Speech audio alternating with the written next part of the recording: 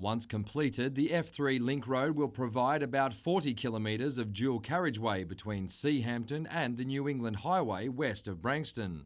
It will relieve the congestion on all of the region's major transport roads, in particular the New England Highway and the F3. The Hunter Business Chamber says this will help the growth of several industrial estates and ease the flow of goods from the Upper Hunter and North West to the Port of Newcastle and Sydney.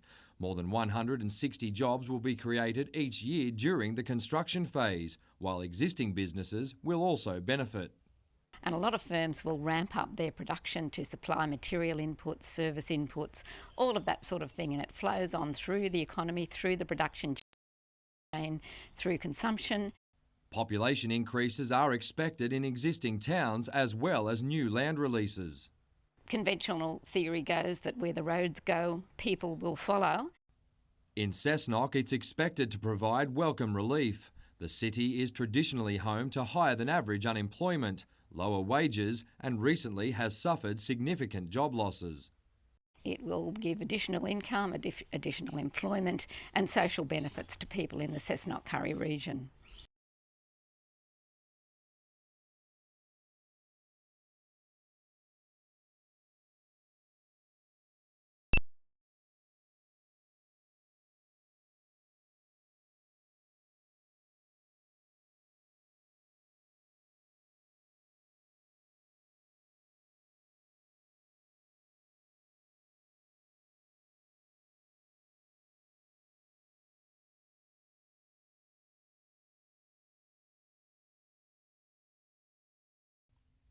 The Hunter Development Corporation's report is regarded as a blueprint for future improvements to Newcastle's inner city, but that future is on hold, with the report yet to be released by the state government. The document was finished at the end of March. It was fast-tracked, it was all agreed to, it was to be released. Here we now in the middle of May, we still have no answers. Business owner Paul Murphy says it's time to release the findings and all associated submissions to avoid further speculation. Are they tinkering with it? Are they adjusting figures? Are they making it so that it won't be a feasible proposition? We don't know, so we want to know and get a release of all the documents and the submissions accordingly. The Alliance has appealed to State Member for Newcastle Jodie McKay to have the report released without success. The silence is deafening at the moment, so we're just going to wait and see what happens in the next 24, 48 hours. But for now, the silence will continue. This afternoon, the Minister declined to comment, with the report still under government consideration. Mitchell Hughes, NBN News.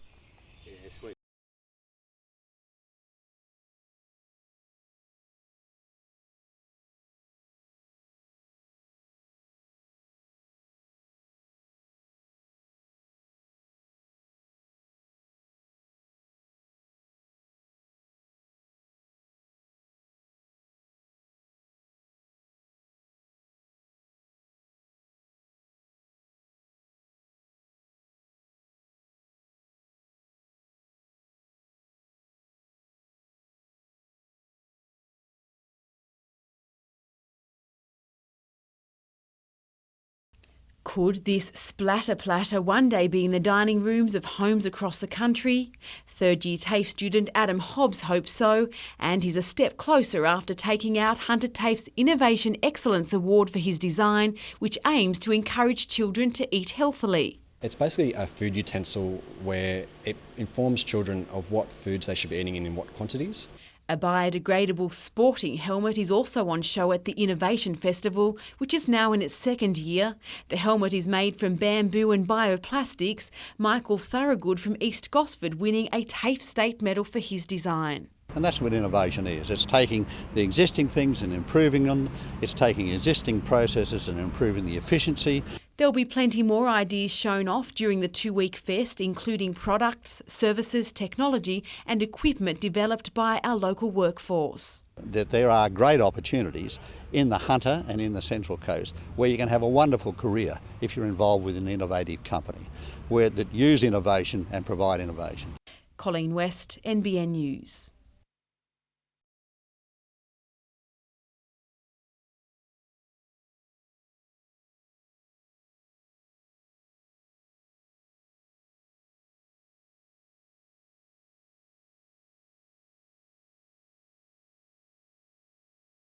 I've never been seasick, in my life until now. And that's all part and parcel of the stroke. I was never afraid of heights. On the other boat I had, go up the mast 63 feet.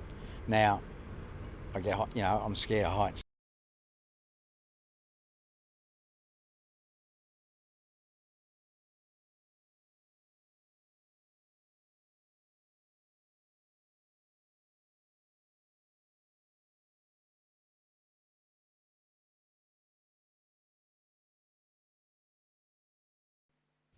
Happiness, a seemingly simple concept, but elusive to so many of us. It's that feeling at peace with oneself and feeling as though, you're in control of yourself, you feel calm, and life's not going to kind of get you down at every given opportunity. The word's origins suggest it's a matter of luck or chance, but there's a growing school of thought that happiness is up to us. It takes work and perhaps a change in focus. Rather than focusing all the time on what's wrong, we're flipping the coin over and going, oh, well, let's focus on what's good and what's right and build our strengths in those areas. So what is the path to happiness? Is it about money and possessions? Mental health experts like trainer Kelly Goldsworthy argue it's something much deeper. Here she's staging a workshop explaining the in vogue concept of mindfulness.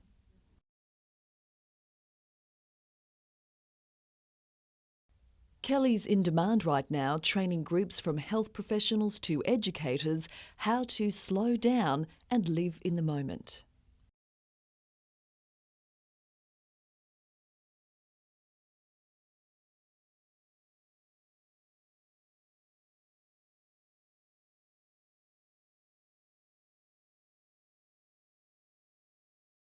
Or what about enjoying another of life's simple pleasures? Contemplating a piece of chocolate and exercise in mindfulness. Notice the shape, the colour. You may raise it to your mouth and pause for a moment before you actually bite into it. It takes practice, but a mindfully eaten treat sure is tasty. It was good. I enjoyed doing that.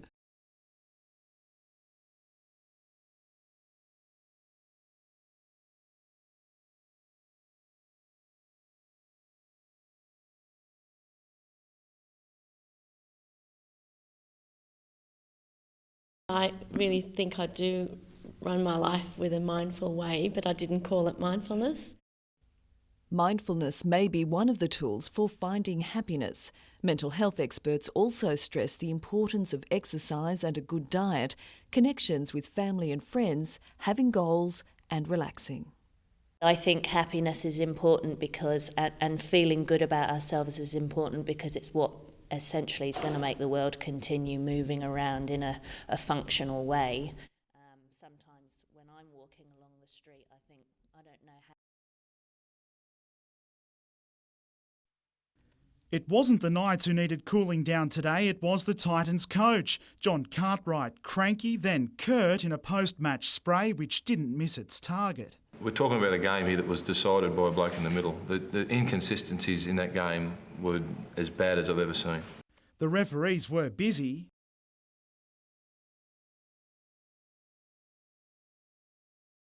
But have a go at this. Trailing by 5, the Titans thought they scored in the 79th minute to earn a kick at goal and steal the lead, if not for the right Royal Rumble in back play.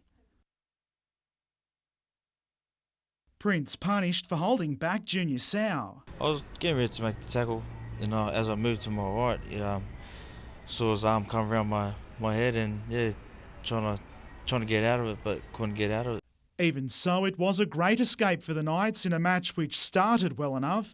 Isaac de Gois and Scott Duro driving Newcastle's early chances, Chris Houston on the front foot from the front row. Ben Rogers scored his first of the season, and when Zeb Taylor crossed, Newcastle was up 18-4. But the Titans toughed it out to score the next two.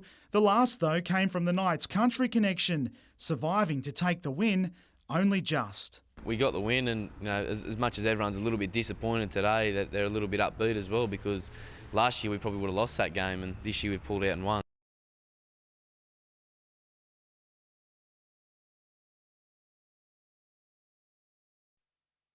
It's a different sort of combat, keeping the former fighter pilot in the sky these days and being the first Aussie in the World Championship Series.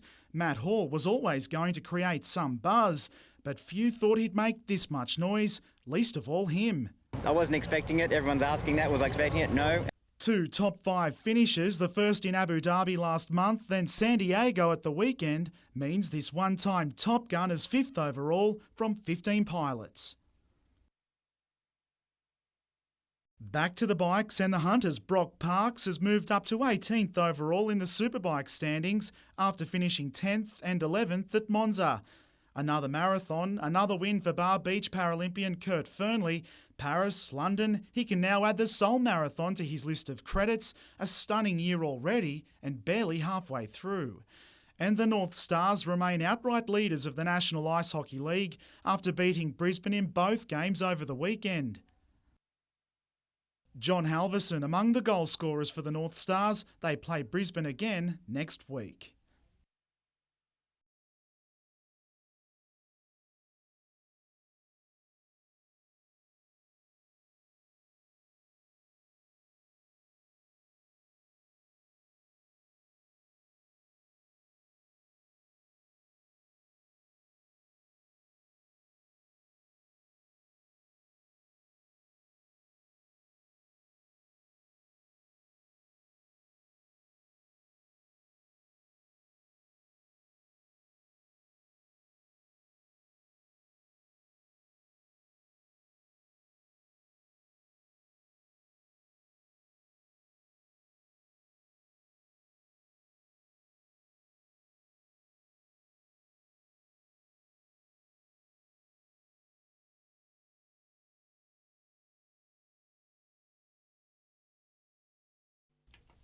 It's believed the two friends, Alex Pascoe and Harold Wilton, were inspecting crab pots off Batto Batto Point when a local resident suddenly heard cries for help. When she looked, she saw that there were 2 persons out of a small dinghy in the water. The lady who raised the alarm and some neighbours managed to drag one of the men 30 metres to shore. Police attempted CPR and unfortunately that was unsuccessful.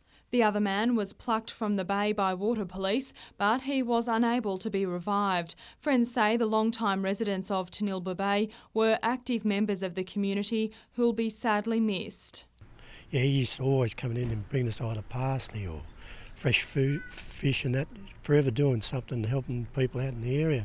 I found him to be a very, very nice person. Alex was a long-time resident, well-respected member of the community and a golfer. Played for the seniors, the veteran golfers up there.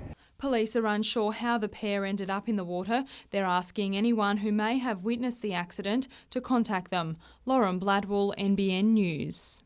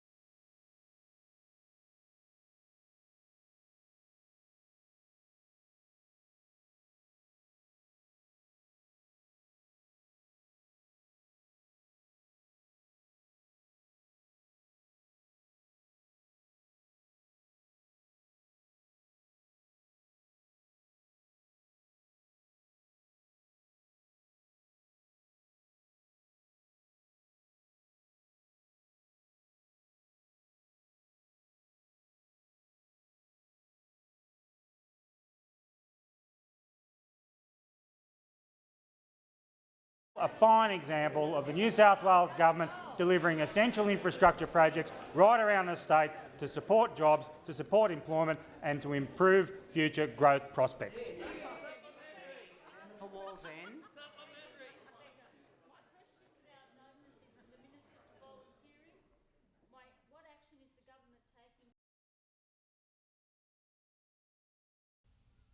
The Stock Squad was reformed 8 years ago to try to bring down rural crime levels in the region, and the officers certainly aren't resting in the saddle. Last month, the squad arrested a 50-year-old man from the Patterson area for allegedly stealing a calf and booking it into Kurri Kurri Abattoir. He's been bailed to appear in Maitland Court on the 1st of June. We've also charged a 71-year-old man from just north of Dungog for stealing cattle as well, and he's also bailed to appear on the same date. If found guilty, both men face possible jail time and heavy fines. Detective Evans says unmarked calves are an easy target, and producers shouldn't rely on livestock identification tags to protect their animals because they can easily be removed. It'll make our job a lot easier if they're marked properly and as soon as possible, especially branding. We recommend branding. It's just as an easy way to identify your cattle. The squad is also cracking down on machinery theft from rural properties, particularly chainsaws, quads and motorbikes, which are often left unattended in sheds. Unfortunately, there's been quite a number out in the Pacolban, Cessnock, Wallumbye areas. That's spiked quite recently. Anyone wishing to report rural crime should contact Maitland Police. Penny Evans, NBN News.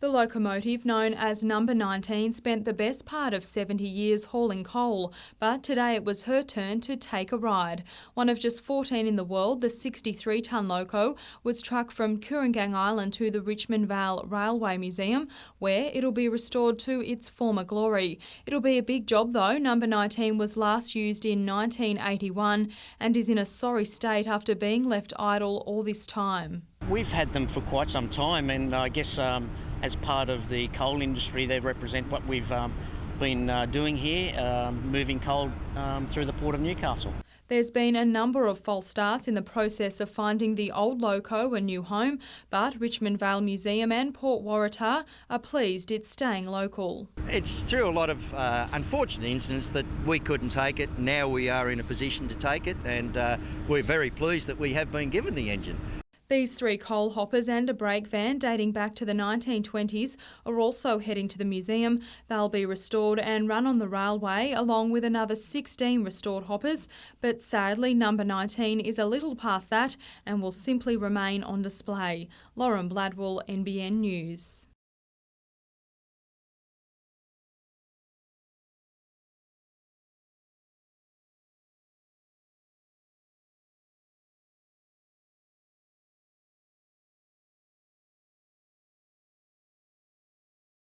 Volunteers really make the world go round, and we need to recognise that, because the way our society is structured at the moment, they're not recognised as part of the gross domestic product.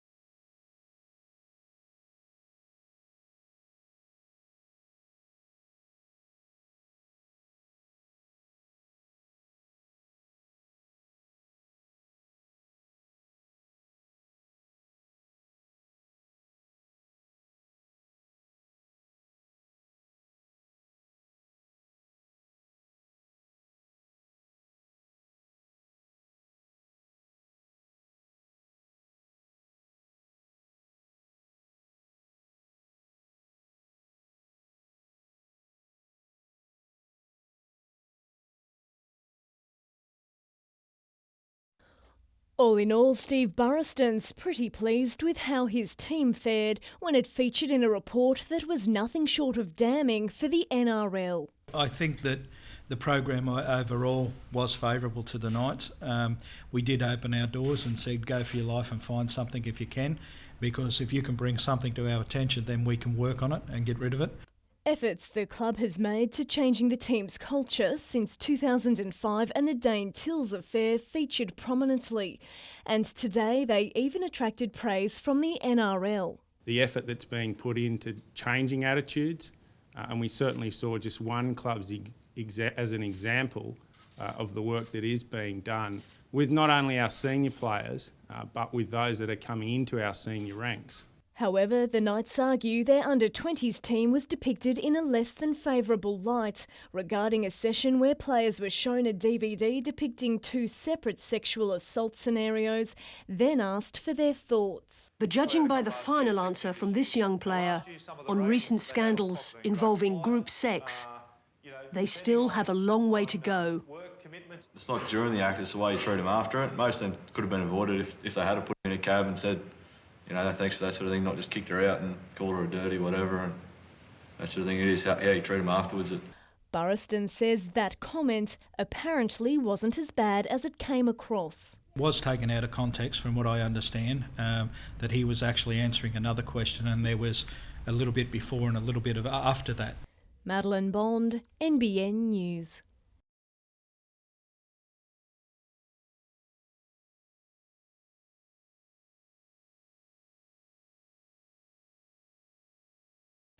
Bianca Lawrence lives with a very rare and severe muscular disease, myasthenia gravis. Her life would be much easier with a little extra space. There are dints in the hall where her wheelchair doesn't quite fit and the bathroom is cramped. I can't really get a loan because it's going to be too much money to pay back. Me and Bianca are paying the house off. Bianca's 25th birthday today seemed the perfect chance for the Hamilton Business District Chamber to launch its 100-day backyard blitz that will see this space become her new bedroom, bathroom and living area for entertaining. It would make the world of difference, and because most of my friends are in chairs as well. She's an adult now. She needs her own space, basically, instead of being cooped up with us all the time. But in her typical style, Bianca's more excited about how the renovation will help her family. My sister still shares her room with her mum, and yeah, and it'd be great if she could have her own room. Already, many businesses, schools and community groups have signed up, promising goods and labour. Oh, and I'd just like to thank the public for their support and help. And hope a few more people come on board. That'd be great, yeah. We're really short of the main building things like gyprock, timber, flooring and those material things. Cash donations won't go astray either, with the project still about $50,000 short of the target. Penny Evans, NBN News.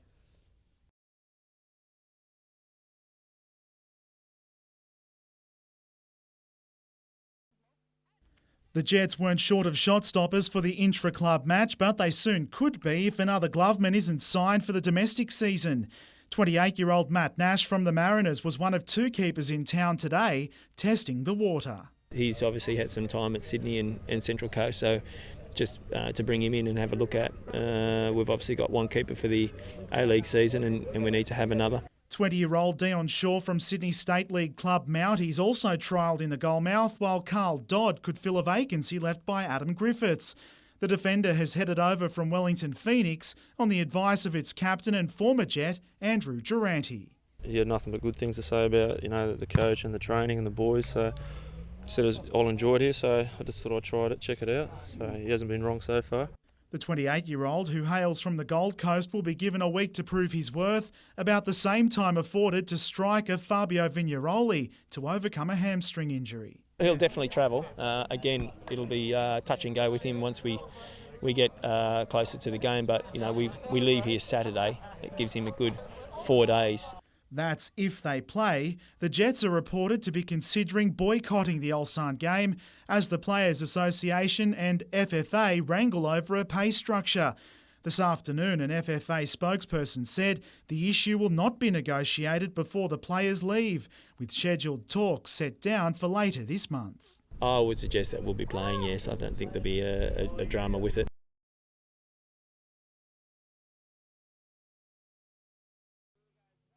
Brendan Clark says he was actually looking forward to riding Black Smoke, but at this Nebraska rodeo last month, the dream of a season was over in less than 8 seconds. Unfortunately, I ended up with a lacerated liver and contusions to both lungs, really bad bruising to both lungs and broken ribs. For the first time in his pro career, Clark found himself on a stretcher and taken to intensive care, and at one stage he wasn't expected to get through the night. I realised that, it's a dangerous sport, and I've come close before getting hurt, and I've had injuries before, but nothing ever like that. The 28-year-old, who's now recovering at his North California ranch, says it was just a freak accident.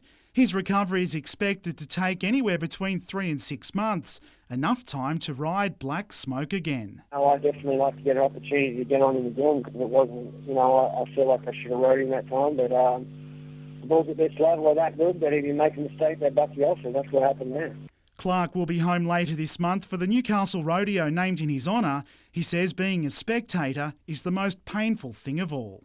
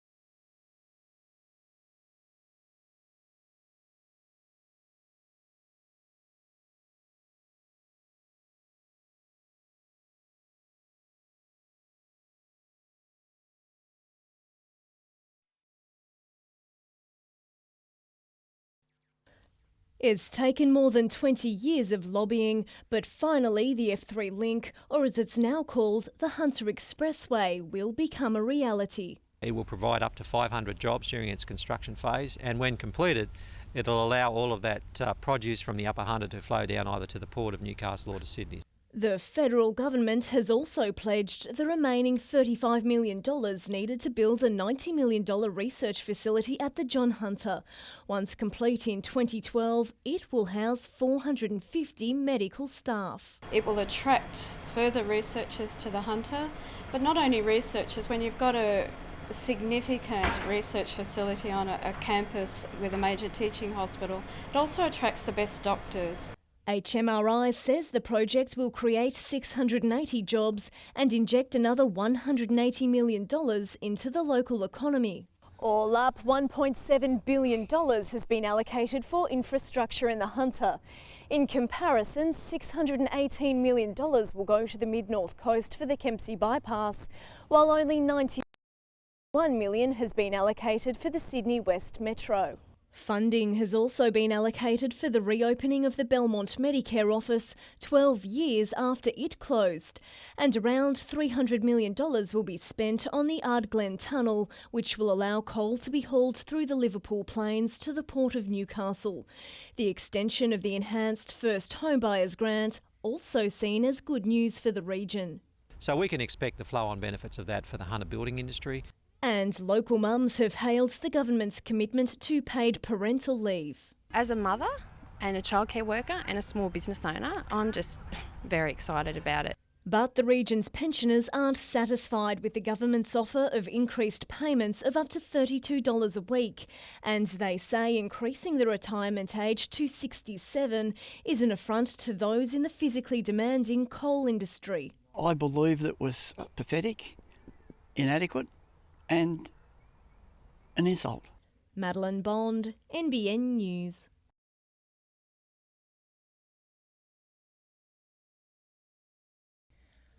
A Port Stephens fisherman reported seeing a bright flash 5 nautical miles off Boat Harbour at around 3:30 this morning.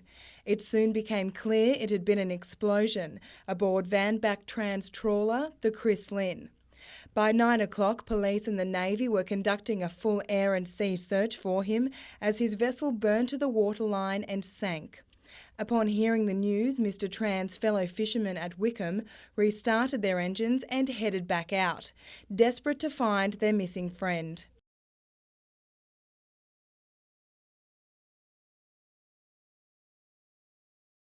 Police say they won't know what caused the explosion unless they can salvage what remains of the vessel.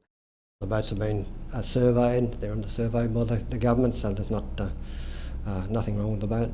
7 years ago, a fisherman off Swansea died when he became caught in his own rigging. Today's incident again highlighting the dangers of working solo. I think that's the problem that they face because the boats are too small. They only work part of the year when the prawns are running, and so they just can't afford to have somebody on standby. Bridget Wild, NBN News.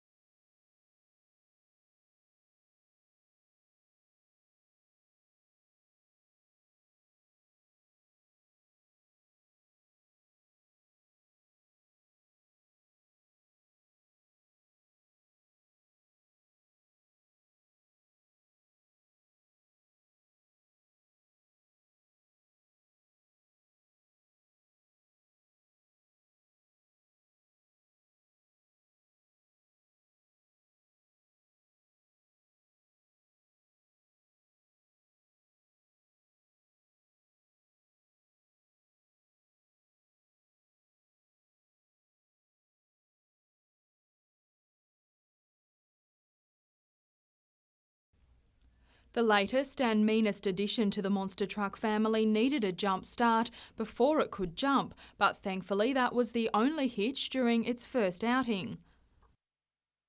1,500 horsepower, can, as you've seen today, can basically stand and start and clear the 5 or 6 cars without even looking at them. The $300,000 piece of machinery was only finished yesterday and was almost withdrawn from Saturday's show because of licensing problems.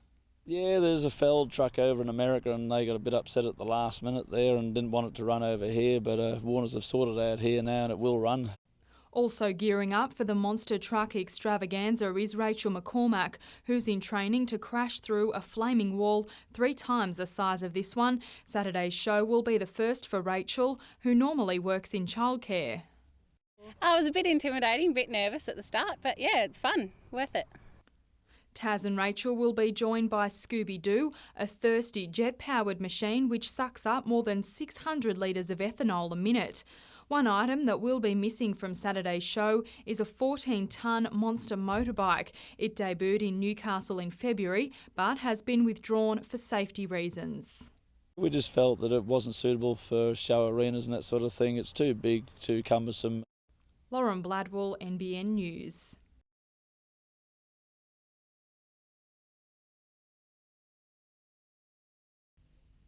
Daniel Arman is a man on a mission.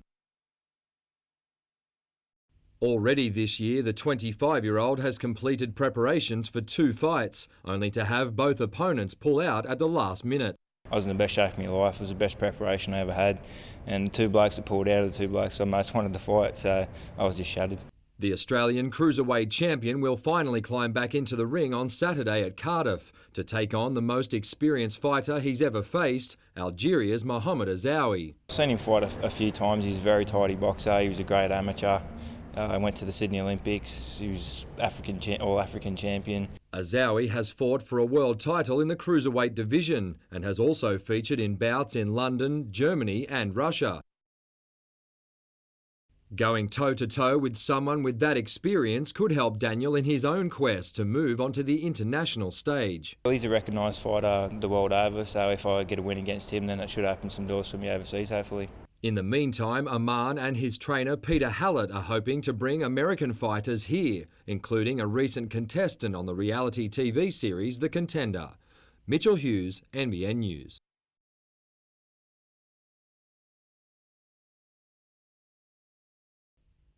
Heading into the final day, 5 teams were undefeated. Ali Forsyth and Nelson Bay's Brian Bateman started the day in third, and despite shots like this, they couldn't do enough to secure second spot. Central Coast pair David Buttery and David Arnault put on a show for the camera, climbing from 5th to 4th by the end of the afternoon. It wasn't the happiest of tournaments for the world indoor champion Leif Selby from Sydney, but just having him there was a win for the club. Lee Such and Dale Maitland from St John's Park in Sydney were the team to beat, having started the day with the overall lead. But a tough 7-point win in the afternoon saw them surrender any claim to the title. Enter Jason Stokes from Raymond Terrace and Jason Petrozek from Soldiers Point. Solid 18 and 22-point wins handed them the Blue Water crown by just 1 shot. A loss in the afternoon saw Wayne Turley finish 6th, but the Australian representative will be back to join the men's and women's national teams at Nelson Bay later this month, after the club was chosen to host a training camp in the lead up to the Asia Pacific Games in Malaysia. We let them know that we have got a green that we don't use, so it is a little bit rough. And apparently the Malaysian greens where the Asia Pacific Games are on, the greens over there are very rough. The teams arrive on the 26th of May. Mitchell Hughes, NBN News.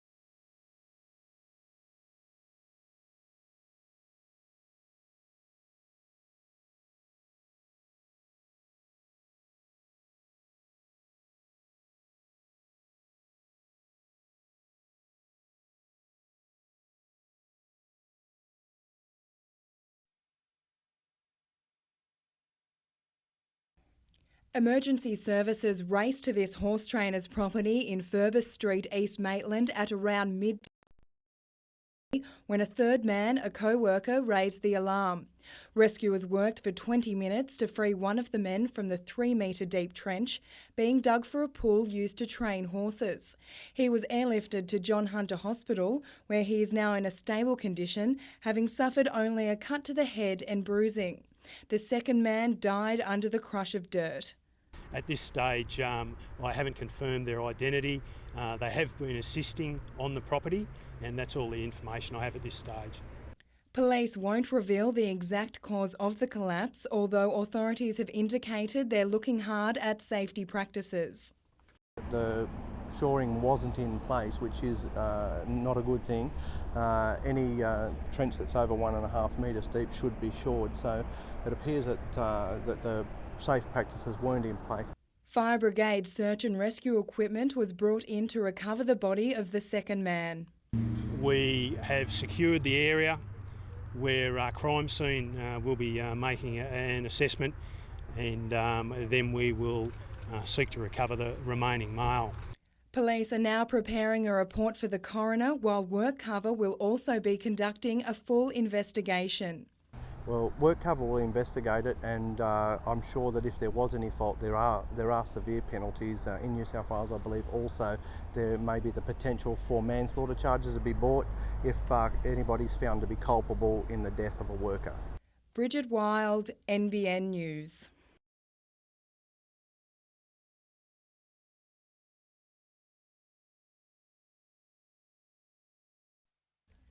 A united front, the Prime Minister and New South Wales Premier casting aside rift rumours, throwing some mud of their own. The first sod turned on a long-planned rail project at Whittingham. This government, unapologetically, is in the building business. The project, through the Australian Rail Track Corporation, has been brought forward as part of the government's stimulus package from last December. $135 million to put in a third track, which will have the result of increasing by about 1/3 the amount of coal that we can get through to the Port of Newcastle. The new line will reduce the gradient for coal trains on what can be a troublesome stretch, allowing for faster transit times and increased volumes. The Premier says the project will help fire up the region's economy. Projects like this, projects like the Hunter Expressway, $1.65 billion there and thousands of jobs. Work on that F3 link to Branxton is set to start next year after receiving federal funding in the budget. Meanwhile, a new study has highlighted the urgency of the road. The Lower Hunter Transport Study, commissioned by the state and federal governments, has also recommended a range of short and long-term strategies to alleviate congestion, mainly focusing on the New England Highway.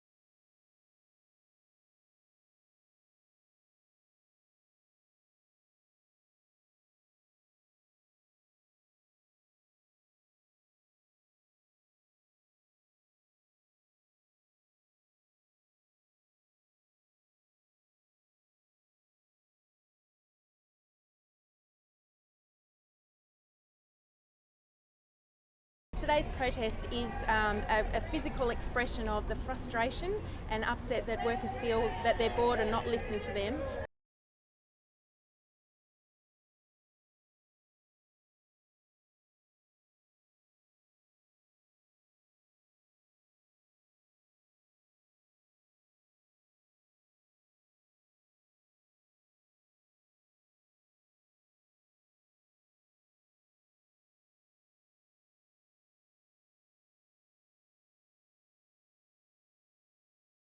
We believe that we are the first organisation to have taken over one of the ABC centres. It'll settle tomorrow afternoon.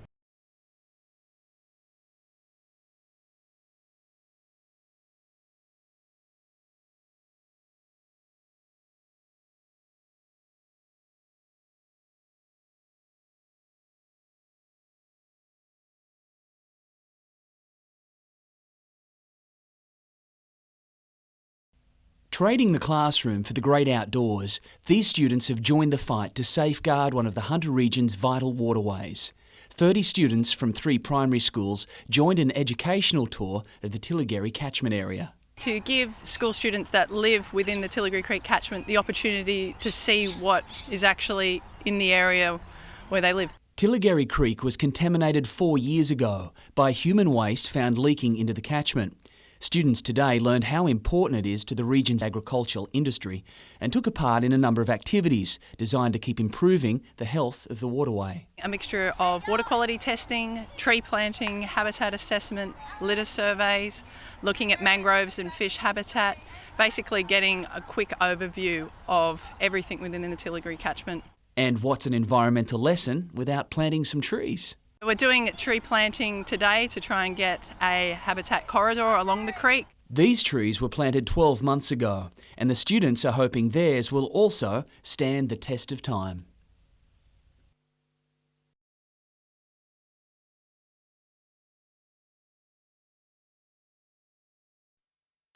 $212 strapping yearlings sired by 90 different stallions went up for auction in Scone today, and there were plenty of bargains to be had. This sale is different to the sales we have down in Sydney and Melbourne. The focus here is much more on the type of horse, being an athletic type, good conformation, and there's less focus here on the pedigrees. This filly sired by Stratum, the Newcastle colt which won the Golden Slipper, was an absolute steal, considering Stratum's first yearling sold for up to $425,000 at the Inglis Easter sale in Sydney. While her half-sister, also sired by Stratum, was passed in. This colt, sired by Tail of the Cat, was expected to be one of the day's big sellers and didn't disappoint, going under the hammer for $50,000. At the auction's halfway mark, the average yearling price sat at just over $13,500, with a clearance rate of 86%, only a fraction down on last year's figures. And preparations are well underway at the town's racecourse for tomorrow's Scone Cup. The horses that were sold this time last year line up tomorrow for a $100,000 race, so somebody's going to get lucky there. Madeline Bond, NBN News.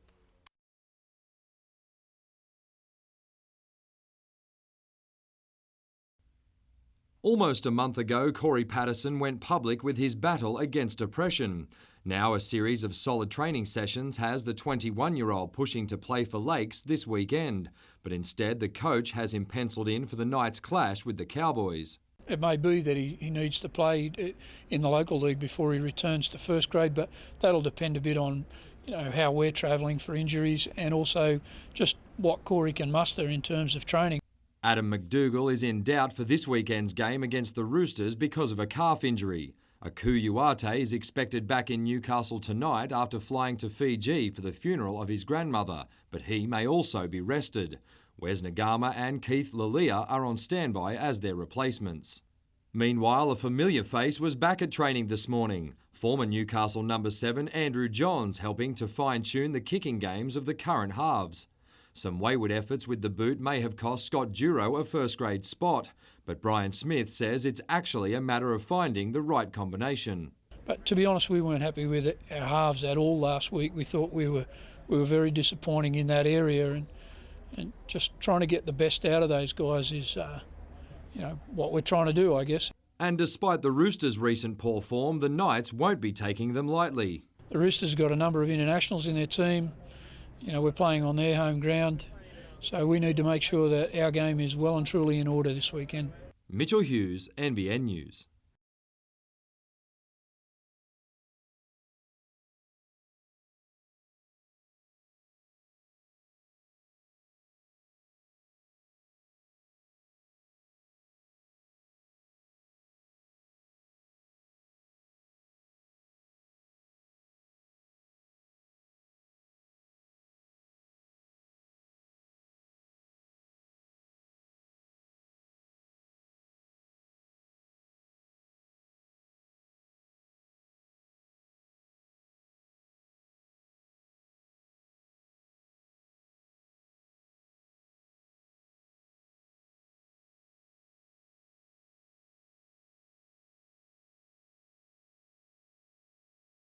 he didn't hear the wave coming.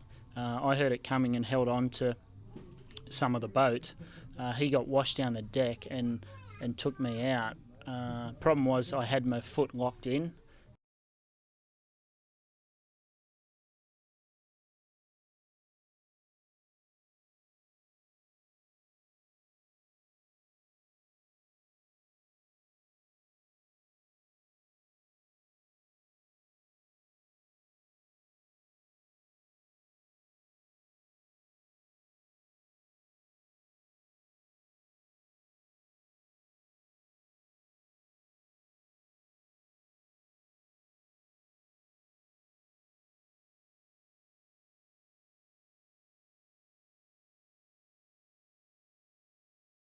This is to give the kids an idea of what engineering is all about, and we like to get the idea across to them that engineering is all about fun.